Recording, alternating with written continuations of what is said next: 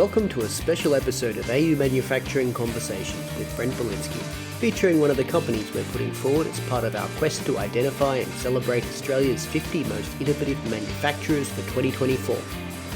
This campaign has been made possible through the generous support of MYOB, the original business management software developers, nothing beats the OG, as well as the CSIRO, the New South Wales Government's Advanced Manufacturing Research Facility, and the Commonwealth Bank. So Cameron, thank you very much for joining us on AU Manufacturing Conversations. Pleasure to have you on the program. Oh, mate, I'm looking forward to it. I'm quite keen to talk about my manufacturing journey. We'll get started with the standard opener, and that is, how did you get here and what do you make? That's a really good question, because I don't think I set off to be an advanced manufacturer, yet here I am.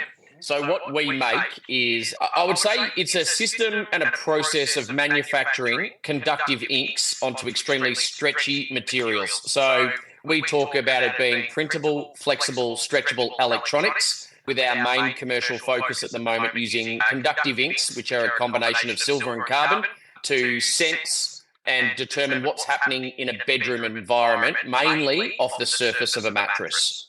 Right, and so that's a little bit about what you make. Tell me about how you got here, because I understand, like you said, you did not set out to be an advanced manufacturer, but here you are. Tell me about some of the things that have happened between your beginning of your professional history, I guess, and what we're speaking about now. A long time ago, when my family first arrived in Australia, if people haven't been able to determine when they see my surname, I come from a Dutch background. I was the first one born in Australia, so I'm a first-generation Australian. But my Oma and Opa came out with my father when he was a teenager, and they opened private aged care homes in Melbourne, Australia, when they first arrived. And they ran them for a couple of decades. And in the meantime, my father then, he grew up in that private aged care system. So he lived there as a late age teenager and helped out in the family business. He then went and worked in bedding. So he worked in the bedding mattress department at Myer, then went and worked for Sealy, a good Australian manufacturer. And then he started with a group of retailers as a foundation member of a little company called 40 Winks, which has now become Australia's #1 specialist bedding retailer. I took over his shareholding back in about 2007, 2008.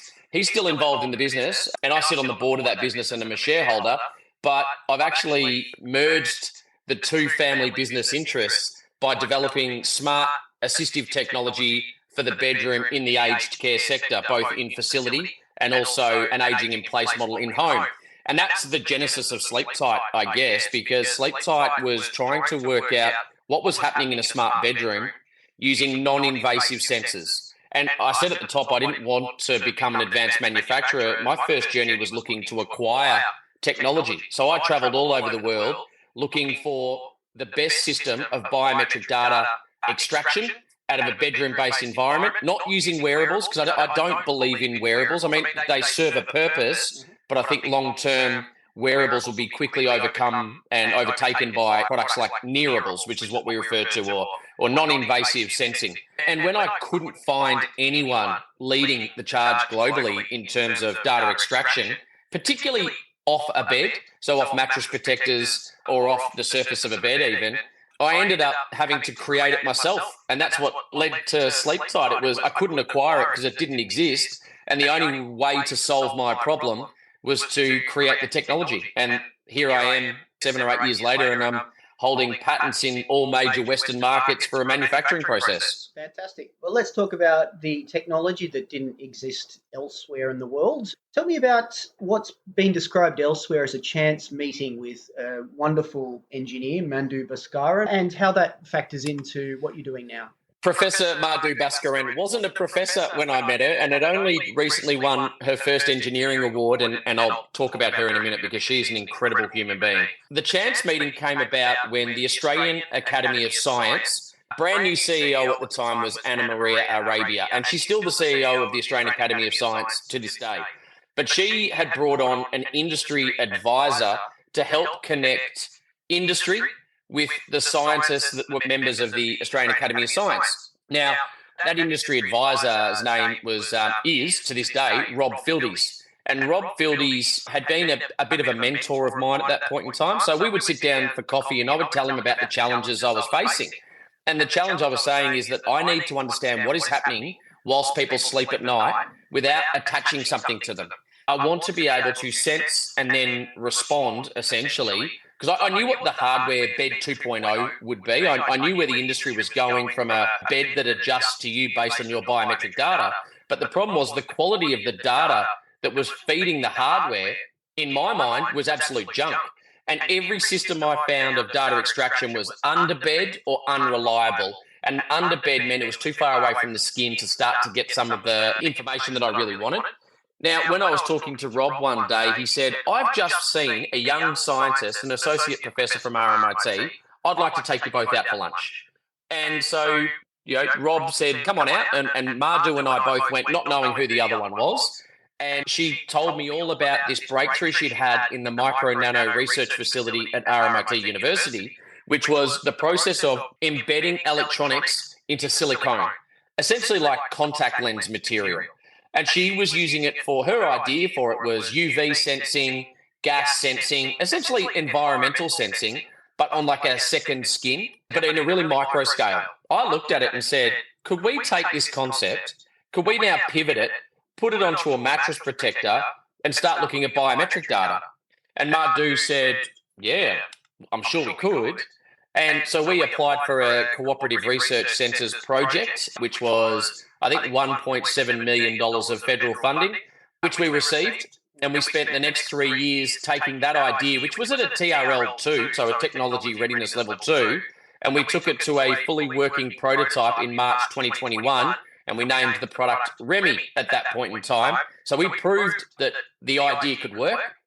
And then along came the Advanced Manufacturing Growth Centre with a co-funding agreement that helped us take it from a TRL6 to a commercial-ready product, which is essentially where we are now. So we're in pre-order phase at this point in time. But that journey, if you think about it, that was, I think, 2016 we met, and here we are, 2024, and we're starting to build, commercial-ready products. So in the world of deep tech, which is essentially what we've done, in the world of deep tech, we're probably 2 years ahead of the average, but I feel older, greyer, and far more stressed for the experience.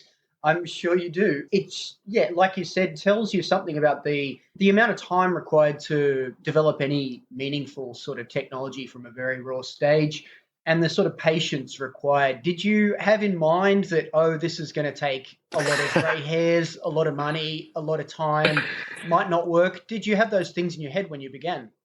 Oh, Brent, I'm sure you can hear the smile in my voice right now, because if you listen to my early interviews, and I remember Tony Peacock was the CEO of the Cooperative Research Centre Association at the time when I first got the grant, and I think we were his first podcast interview when they were doing podcasts.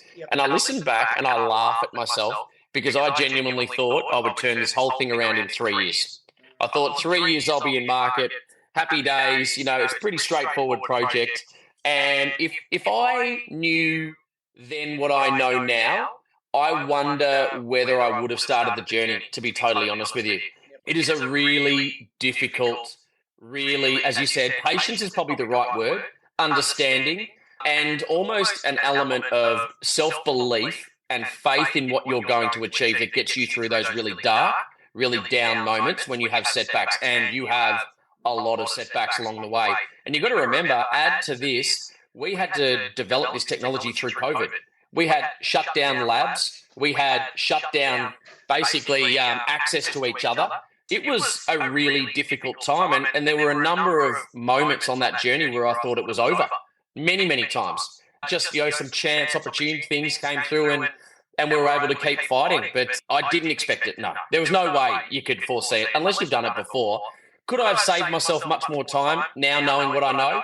I'd probably shave maybe 2 years off the process if I did it again. But I'm much smarter, wiser, and I think the business is better for the journey we went on. I mean, you hear a lot of people say Australia does badly with collaboration, blah, blah, blah. Industry and researchers don't work together so well. I think, among other things, there's not really a great appreciation of how difficult it is to develop technology and how long that takes. And I think that people just think, oh, you go into a university, you meet the right researcher, they have some magic dust they sprinkle over your product and it's first of the world and that takes a few months. Come on, it can't take longer than that. A CRC-P runs 3 years. That must be how long it takes. And there's just a tremendous, I don't want, ignorance sounds like a hard word for people who have good intentions, but I think there's not a. I think the word, the more accurate word, and I think back on what I was, it's a naivety, but in the most pure sense. Yeah. So in fact, you almost need that purity of design and outcome, and that almost altruistic, and this incredible optimism. But it is naivety at it. But at the end of the day, I think you almost need a level of naivety to actually be able to stay on the course. It has its place. Let's not be too hard on it. Let's talk now, please, about Remi. You've said something about the time and effort taken to develop it to where it is now at the pre-order stage, I think you said. What does it do? And I understand there are 3 Ps you're focusing on. Tell me about those things, please. So it started off by understanding what the category actually needed, what my client actually needed. So I spent a long time before we even started the development of the technology, I understood the need in category. And one of the biggest issues we've got in the aged care sector, so this technology can apply across multiple sectors, deep into healthcare and hospitals. There's defence, workplace productivity, public transport. Like there are a number of applications I could go into, but I chose... And I genuinely chose and focused on the aged care sector. So this is before the Royal Commission into aged care quality and standards and safety. This is well before people really understood the problem that was coming. We deeply, as a business at Sleeptite, knew what was happening in the aged care sector, and that was not enough people working in it, a massive amount of people going into the sector, and as a result, there was a lot underfunding, let's say, which is, I'm not saying anything untoward. You can read the Royal Commission and see very clearly what they've said about the sector. But we started developing this product knowing what the sector needed. The sector needed tools for their carers, tools for their nurses to ensure that through the course of a night, they could keep an eye on all people in bed, because essentially through night, even hospitals, everyone drops their staffing numbers. You don't need to run the same direct care workforce when people are in bed. But the reality is when you drop the number of people that are direct care, which you have to do financially because you can't carry that headcount throughout the night as well when they're all in bed, but people start slipping through the cracks. And we knew deeply about the stories of my mum fell out of bed last night at her aged care facility and no one found her for 8 hours. And then I'd speak to the carers, and that was one of the biggest things in the back of their brain. What if I miss someone? I'm having to work with person A in this room because there's been an incident, but I don't know what's happening with person B, C, D, or E in my same ward. There was no technology. You're not allowed to use cameras in facility for a very understandable reason.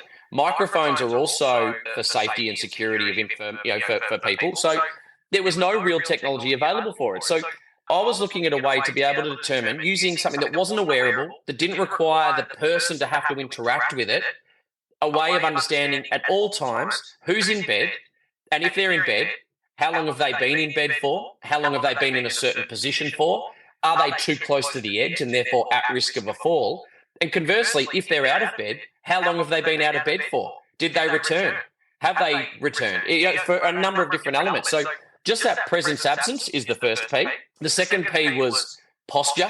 There's a lot you can determine by the posture a person's in, whether they're on their side, back, stomach. There's lots of different information, and if they've been in that position for too long, there's pressure wound management, identification, risk identification, and then also treatment plans there. But also their position, which is the third P. So if you go presence, posture, and position. Position doesn't mean posture. Position means, are they lying right close to the edge of the bed and therefore at risk of a fall? Are they sitting down the bottom? Where are they actually on the bed located? So those are the 3 Ps we focused on. And we sat down and we had a number of different feedback loops with the aged care sector. And it became clear that even just presence absence was of massive interest to them, not only for in facility, but also what's the biggest move in the category, which is aging in place or home care, so that we could actually put this technology into a home and put the control back in the hands of the loved ones, that they might have their elderly parent or auntie or family member or loved one living in their house with them. If they're dementia, they're at high risk of walking, going missing. So we can set various elements of they're out of bed, therefore trigger a notification. So that's the 3Ps, and essentially that's what we're monitoring. It can do a lot more than that. We've already proven in the lab we can pick up respiration rates quite reliably. We can pick up the heart rate signal through that. But version 1, 2, and 3 actually don't require respiration rates or heart rate. So we'll continue to collect that data and enhance what is a platform technology. But in the very first instance, the 3Ps are more than enough for the category. We'd like to take another moment now to acknowledge our sponsors, MYOB, as well as the CSIRO, New South Wales Government's Advanced Manufacturing Research Facility, and the Commonwealth Bank. There would be no 50 Most Innovative without these guys. Thanks again for making this campaign possible. As we mentioned earlier, there's been considerable time, effort, money spent developing this.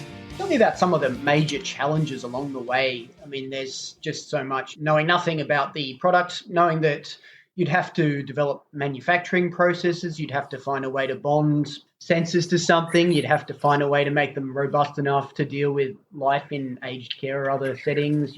The list goes on. Tell me about some of the challenges making this product fit for purpose. Number one, cost ramifications. So I could make the best system in the world and it could cost $5,000 a unit at cost to build, and no one will implement it because the sector couldn't afford it. So knowing what they needed, the other thing is what would the market bear from a cost perspective. So from the very first scoping meeting, I knew what the product was going to be, the MVP essentially, and I knew what it had to cost them at the peak. So what they could tolerate as a category. And I did that by scoping what they were paying for bedding solutions at that point in time, and also substandard tech or outdated tech or antiquated tech that they were already buying. So that way I knew the tolerance levels. The critical component about that then was bringing finished product manufacturers from legacy industry, being the mattress industry, mattress manufacturing industry, and there's a company called Sleep Easy that came on this journey, Sleep Easy Bedding Australia. I made sure from my very first scoping meeting with my fundamental researchers and my translational researchers that there were finished product manufacturers at the table in the scoping meetings. So when a printing process was put on the table by the researchers, I can tell you the finished product team and their engineers turned around and said, we will never do that in a manufacturing environment. We will use this other printing technique. And that then meant from the outset, our researchers had to change at a fundamental level how they even printed the sensors in the first instance. Now, that hasn't even got to the chemical bonding process yet or the other materials. So one of the biggest things I did early was made sure that I trusted that the tech would work, that we could make it work. So what traditionally happens is in universities, they build a beautiful prototype in a lab and then try and work out how to make it later. I flipped that on its head and said, I want to work out how to make it first. And then from what I make, I'm then going to make that tech work. And it was probably nearly 2 years longer at the beginning. So everyone else is sitting there going, geez, they don't look like they've made much of an advancement. But we were spending all our time focusing on the manufacturing technique. Because at the end of the day, if I didn't know how to make it, it was never going to live as a product. So I backed myself in, I backed my team in, and that's why I needed and treated mattress manufacturers with the same level of respect and the same level of authority and weight of voice at the table as I did with Professor Madhu Bhaskaran and Professor Sriram, who were the two leaders of the team that helped translate that fundamental breakthrough into a fully working prototype. Right. It's probably why you've, I'm just guessing, been able to move up the technology readiness level, especially the later stages. If you haven't found out how to make it efficiently at the beginning, that just becomes more and more difficult towards the end. Yeah, and look, I've been lucky enough to travel a lot of trade missions over the last couple of years. So we've been really well supported by Global Victoria, really well supported by Austrade, because the interest in what we're doing isn't just local. In fact, the bigger interest in what we're doing is the US, Japan, Korea, Europe. I've had massive, I can't even begin to tell you the weight of interest out of Hong Kong in recent years as well. So all of those markets, if you looked at them and went, okay, scale, I need to be able to fulfill orders straight away. Well, I need to be able to manufacture straight away. I need to be able to. So it was a critically important piece. But the trade missions I've been on, I've been traveling with some amazing researchers. Like they are some of the brightest people I've ever met. And the first question I ask them when I see their beautiful prototypes is, how do you make it? And I would say 75% of the time they say, oh yeah, we haven't worked that out yet. We're over here looking for a co-development partner to help make it. And I'm straight away onto them going, please, please, please be careful, because if they teach you to make your own product, you've now got a parallel import program in every other market and you've lost control of your IP. You need to know how to make it early. Then you can protect your process. Then you bring in a contract manufacturer. And then in at least the mature and modern and first world markets, you've at least got a way to fight with these parallel import programs, which is the reality of the world we live in. It's a different note, but you shared the concept/vision of a connected bedroom as part of your material for the nomination for our Australia's 50 most innovative manufacturers. I was wondering if you could please expand on what you said earlier about the other markets where this is applicable. Obviously, you're focusing on aged care, as you've made clear, but tell me about this platform and where else it could prove its value if given enough time. One thing that is common for every single person on this planet, every human, every animal, everything on this planet, other than plants, of course, is that you need to sleep. Everyone needs to sleep. There is a bed in everyone's house, or at least a mat of some description, no matter where the country is. And there is a lot that we are learning about sleep and the quality of sleep and the impact on your general health, well-being, your mental health, your physical health, your overall lifestyle. Where this starts to go is particularly just using the application in a sleep environment. So I'm not even talking about in seating. I'm not talking about in clothing, sports clothing, which I've had a lot of interest out of some sports garments manufacturers, because we can now get the chemical bonding. We've patented the process of manufacturing, so we could put them onto football jumpers, whether that's soccer, Aussie rules, NFL. There's a lot of interest, particularly out of Japan, with some sports companies there that want to utilize our technology in sensors in sporting garments, more wearables. But let's just stick with sleep for now and the mattress protector and the extension of what we're already doing for the aged care sector. In defence, and I won't be speaking out of school with this one, in defence, when a commanding officer rosters on a staff member into a hot zone, let's just say maybe even in a submariner environment, a lot of the time it depends on personal relationships and understanding who they are, whether you trust them. And there's a couple of other bits and pieces, but one of the best ways to determine whether someone's going to have good alertness, response rates, decision-making is the quality of the sleep they had the night before.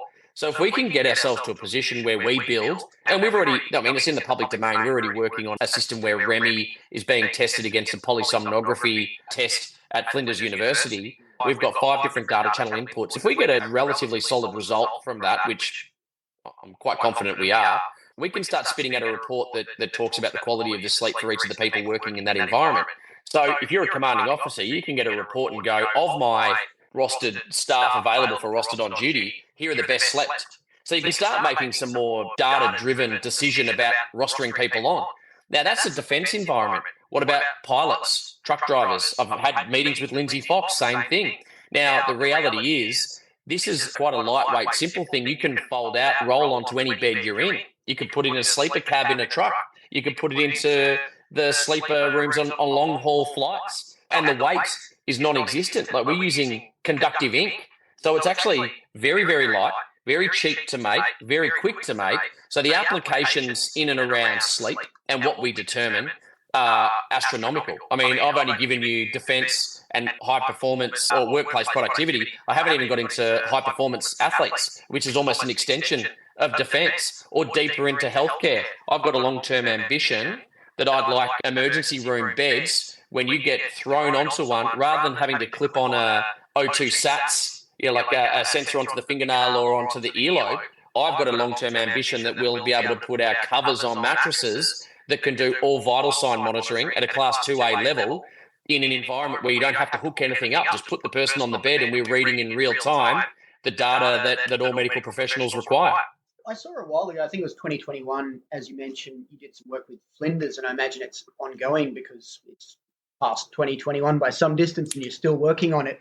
How did that 6 months, I believe it was, trial go, and what was learned further than what you just said? We actually put a pause on that one because I wasn't comfortable with the unit we were going to send across there. So we pivoted after 2021 when we delivered the fully working prototype. The Advanced Manufacturing Growth Centre co-funding agreement I referred to before, which we've just successfully completed and got the tick off there after a couple of years, that allowed us, because that's a commercialization focus, very different to a prototype development. As you do a bit more feedback loop and a bit more manufacturing understanding of your processes, and particularly we didn't have to, but we brought in Bosch Australia Manufacturing Services to look at our process. So we developed our process and they came in and streamlined the entire process. And we actually ended up pivoting Remi into two different methods of data extraction, one being an underbed and one being an overbed. So what we've developed that we've patented is the overbed process, which we've called Remi Home. What we've put underbed is less, what's the word for it, novel, in that we don't hold the full patent on the hardware like we do with Remi Home, but it's got a better and quicker rollout in facility, but we still own, and where we've got the smarts is what we do with the data we're extracting. And then we've learnt a lot from the Remi Home program, which is still steaming along, because that's the big long-term aging in place product. The reason we pulled back from Flinders is because I wanted to rework the hardware, as in I wanted to rework the PCB, the printed circuit board. I wanted to rework the harness, and I wanted to do some additional testing on which sensor would go into commercial release. So there was no point me going and spending all that time, money and effort at Flinders working on a system that was about to become outdated, about to become antiquated, not the one I was taking to market.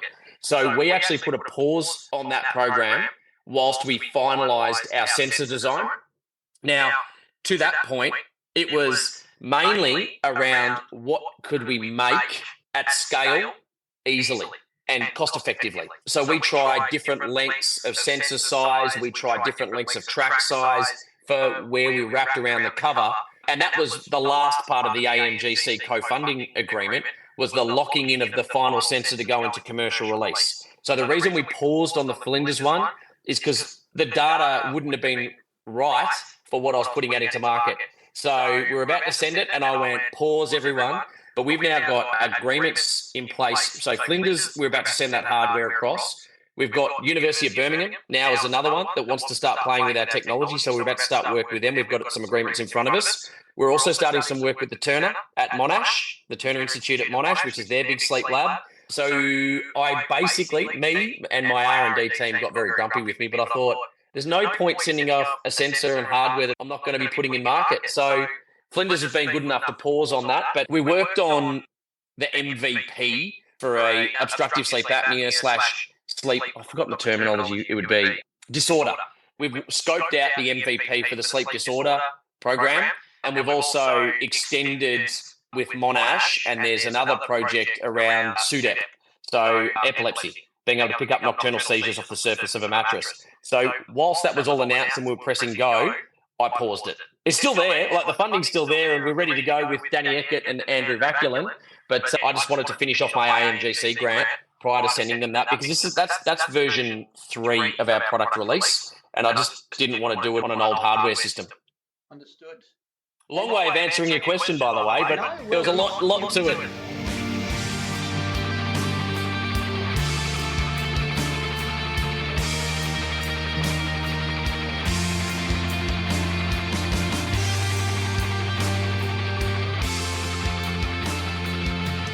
Tell me, please, you're a long period of development. How are you funding this? And if you would like to say anything about the funding environment for high-tech manufacturers, which generally doesn't have many good things said about it, but if you want to give that some thoughts on that as well, that'd be lovely. I'm still bootstrapped. Can you believe it? I'm still bootstrapped. Hence why the stress levels are as high as they are, to be honest with you. Mentioned earlier. So the reason I stayed bootstrapped is I haven't been wanting for investors. I haven't been wanting for people that are interested in being involved in the journey. I've had a massive fear of losing purity of outcome of what I'm trying to achieve. So while still bootstrapped, yes, I've probably been slightly slower in certain departments than I could have been had I brought in external money. I've been able to maintain purity of outcome and full, complete control of my destiny. Now, more recently, as we've got to this final phase, the world is starting to open up, and I've realised I now need to start to bring on the right strategic partners. We're not shying away from the fact that we're considering bringing in the right partner to join us. I've got very clear no-goes of I've got no ambition of losing the controlling interest in this business. Having said that, I'm very open, have restructured the business to do deals in different markets. So we're in the final phases of a negotiation of a joint venture into Singapore. We've had a lot of interest out of Japan and the US to start doing these sorts of things. But in terms of Australia, the challenge is, and I'm not going to talk down or punch up, whichever way, depending on where you feel I am in the hierarchy on the Australian ecosystem. But I will say that due to our size of industry, it's very formulaic, and there's probably a lack of understanding or sophistication of many investors of what deep tech is. That patience and that long term of pre-revenue, pre-commercial support is very difficult in Australia. It's not impossible. It isn't impossible, but it is a lot harder than these other markets I've mentioned before, where they have a deeper understanding of the process a deep tech business goes through. That the upside on the other side of the valley is phenomenal, but the risk is going to be there. Now, how have I funded it? I've been very lucky that the federal government in particular would probably be my biggest investor outside of myself. And the Victorian government has recently become a supporter, a financial supporter of our business as well, through Victorian Medical Research Acceleration Fund. They've given me 50% of my budget to turn Remi into a medical device, which is, from a hardware perspective, it makes it palatable to spend the 7 figures and the additional 6 to 12 months to turn what is the same hardware into a medical device, essentially. So by coming on board, the Victorian government's also been a great supporter. What the US does well, that Australia is, and I've been lucky enough to talk to Minister Ed Husic about this, who's been quite a good supporter of us. He's actually been great. Even when he was in shadow, his first trip to Melbourne, he called me out of the blue. Genuinely, Minister Husic sends me a message going, can I come and visit Sleeptite? He did it through LinkedIn. Like, what minister does that?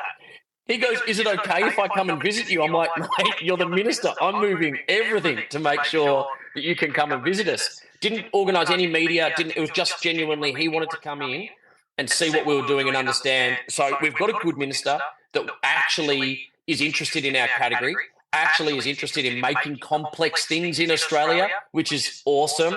But it's probably where I want to talk to Minister Husic is say, America does non-equity-diluting funding through government way better than Australia does. Because people like me that do not want to give up control of our idea and purity of outcome, but want to stay in Australia. And I genuinely want to stay here. I love my life in Australia. I've grown up here, want to keep my kids here. So to keep Sleeptite alive, I will go wherever I have to go. But I need a reason to stay in Melbourne, and I need help to stay in Melbourne, because every major investor that will be the right one for me wants to flip all my IP to their parent company in the US or in Japan or wherever it may be. So non-equity diluting government funding is a really good way for companies like mine at the phase we're at before we get into the EBITDA multiples and market size multiples. It's still risky, right? It is still risky. That's probably the bit that I think the sector in Australia probably needs a little bit more maturity. And I say maturity, not saying it's immature, saying just more understanding and more, I guess, insight and lessons about deep tech. Well, first of all, I'm unsure if Ed Husic listens to this podcast. My guess is that he probably doesn't, because it's quite obscure. But I think it's the message that we need to try and propagate what you've just said. I think we saw enough companies that are Australian-based that are extremely promising head overseas for various reasons. I think we should be saying, look, we got to try and keep some of our brighter lights here in country, because they will do, as you said, whatever it takes to continue their business, and they will go wherever is necessary to fulfill that dream. So we have to try and make more incentives to keep them here, because if we don't have technology that the world wants, then, we're limiting ourselves, in my arrogant little opinion. So we're skipping towards the end of this very enjoyable conversation. I'd like to hear more from you, please, about the stage of readiness, about taking orders, and about commercial release of Remi. When can we expect that? So we've actually been displaying the technology, the commercial ready technology, at some trade shows recently. So there was an ACCPA, which is the peak body for the aged care sector, so the providers and the residential facilities and retirement living. We gave a demonstration of Remi Care to that sector in February this year. I'm just waiting for the final commercial ready test units to do the final beta trial, which is occurring right now. We've already been working with an aged care provider, and one of the biggest in Australia, for nearly 2 years. So they've been trialling our product in facility for close to 2 years. Just quietly, we haven't made any fanfare about it. We haven't gone out and done media around it. That's why I haven't mentioned the name either, by the way, because we're saving that up for when we do make that announcement in the very near future. But the focus for me right now is to entrench ourselves into that provider, because if you've got one that's worked with you for 2 years, they're going to be the first one we'll go to market with. So we're actively working with them to be the first commercial release with them, to give them a competitive advantage in their category, because that's what they asked. So part of the buy-in from them 2 years ago when they said, yes, we'll do it, can we have exclusivity? I'm like, you're not going to get exclusivity of the actual product at the end of it, but I'll certainly do the first commercial release with you. And now they've got, and it might start to give it away, it'll narrow down who it is anyway, they've got more than 10,000 beds under their control in Australia. The very next step is I'm starting to talk to state government. So I've been meeting with the Victorian government, the New South Wales government. We're starting to have conversations with South Australia and Queensland, because they are some of the biggest providers of aged care beds in the country. I was lucky enough to have lunch with Minister Butler, the Federal Minister for Health, only a couple of weeks ago, and we talked about the challenge of the sector being that the private providers in aged care need financial incentives to actually entrench technologies. That's an issue in category as it is right now. I'm not going to, again, talk down on the sector, because I think they're doing the best they can with what they have, but they don't have the funds available to take the risk on new technologies, because it's costly to change a workflow and a process, train people up. It's costly. So you almost need to come in with a proven model straight away, which is where government comes in. And to be honest with you, government's been really open to work. And I'm talking about all government, because they're looking for a solution that will reduce overheads and increase quality of care. That's their absolute focus. The private sector probably needs to also know how to make money off it, so they need to understand revenue models on that. So my major focus has been my one aged care provider now. So we're moving into beta trials before commercial release and starting to cost up rollout with state governments. So when I say pre-orders, it's mainly government focused, but the same conversation's happening in Hong Kong. A lot of this, in Asia in particular, is government funded.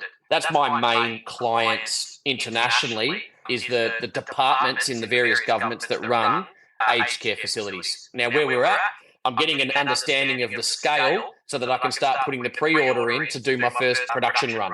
So that's the challenge of when you don't have a product yet that's already commercial, you've got to get an idea of the scale of your orders so that you can build to that order. It's a really cool time for the business, but it's slightly nerve-wracking, because you're also asking people to put down orders for something that they've only ever seen demonstrations of prototypes on, not a fully demonstrated commercial ready product. So there is a leap of faith required on their behalf as well. But that's why I'm focusing on the one that we've worked with for 2 years, because they've had a deep insight to what we're up to.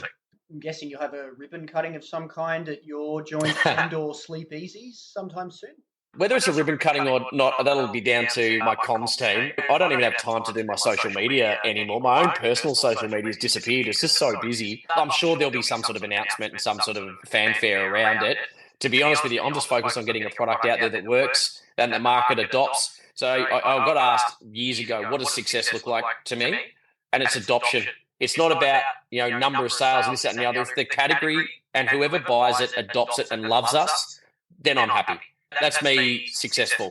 We've won a lot of awards as a business, but my number one award I really want is an order. That is a better award than anything else I've ever won. So we're pretty close to it. So it's pretty cool. Well, you can't really pay your staff with trophies. No, I've tried. No, I'm only joking. Look, on staff, really quickly on staff, these sorts of journeys don't happen unless you have people on the journey with you, because I can't afford to pay them what they're worth in market. So they could go to the big guys and be paid way more. I've got some heart and souls on my team that took a gamble even on our business, and they're still part of it, but they've all got a reason for being on the journey. As much as I'm sitting here having a chat to you, you could just about grab anyone else in the team and they would speak to you with as much passion about the project as I do. We had an all-in yesterday, and it's just the vibe going into Easter was just amazing. So, just on that point, they probably don't get what they're worth, but I think they're getting enough out of the project because they know we're trying to do good in the world. So a last couple questions. One of those is, what's your personal definition of innovation? Doing something that others either can't see, haven't seen, or don't understand. So innovation doesn't mean deep tech in every sense of the imagination. I've made some adjustable beds for the aged care sector, which have advanced height capability and a couple of other little tweaks. I think that is just as innovative in my world as the really cool printable, flexible, stretchable electronics. I'm playing around with variable air chambers in foam mattresses with local foam manufacturers in Australia based out of Sydney. That's really cool innovation. For me, it's just looking at something and making a tweak to make it better. And it doesn't matter how small that is, that to me is innovation. When you see something that others don't and you start to do something about it. Yep. If you're solving a problem, in my opinion, you're probably innovating. There's a lot of really impressive, really incomprehensible technology out there that doesn't answer a need. And I would argue that as impressive as it might be, it's not innovation. And lastly, the concluding question is, what's an issue within manufacturing that isn't getting the attention it deserves at the moment? Oh, do we have another 2 hours to have a conversation here? Because there's a lot. There's a lot. Look, the big thing for me right now, and look, I've been lucky with Jens Goneman from the AMGC to be part of a few panels he's put together, to sit down with the crew at Bosch Australia Manufacturing Services and talk about the challenges.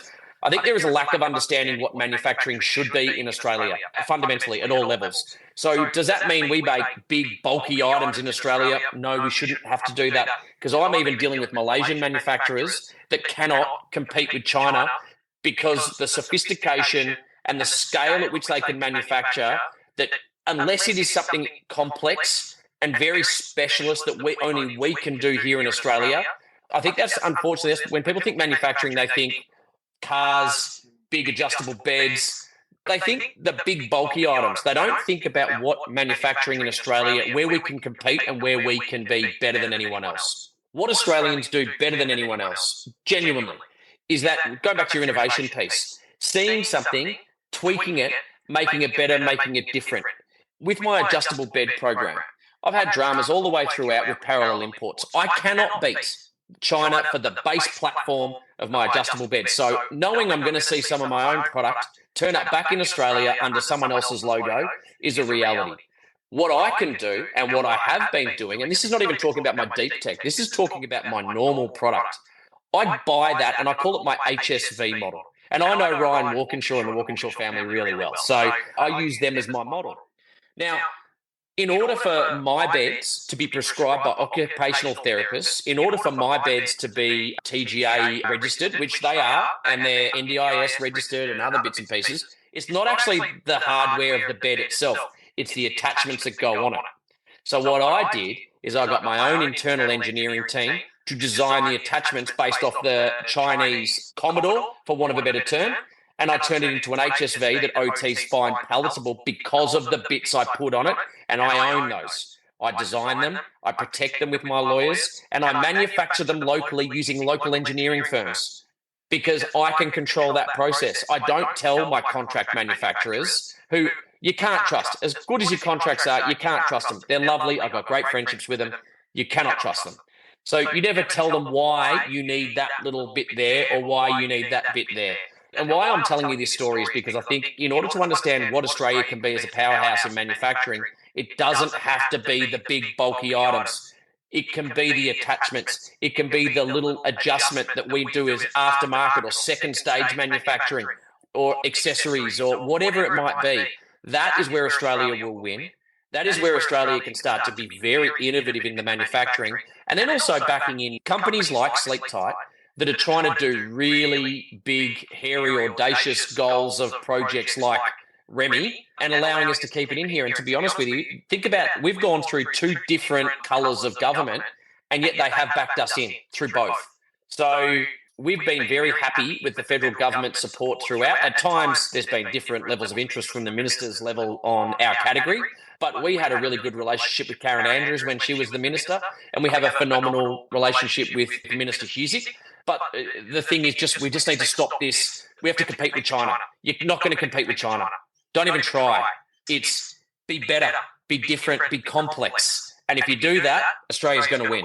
You have to find a niche where you can do well and where you can bring your own, particular knowledge of a certain certain market, and you can do that little thing better than everyone else. Anyway, it's good to speak to you, and it's good to know that we have some mutual friends in Bosch who I believe encouraged you to enter the 50 most innovative. So shout out to Bosch, our friends, and the AMGC, who are also very good friends. And a shout out to you, Cameron, for being, I guess, cool enough to want to be on this podcast, and for donating what looks like it's nearly an hour of your time. It's been a lovely chat, and it's been great to get to know you a little over the course of that conversation. Thanks, Brent.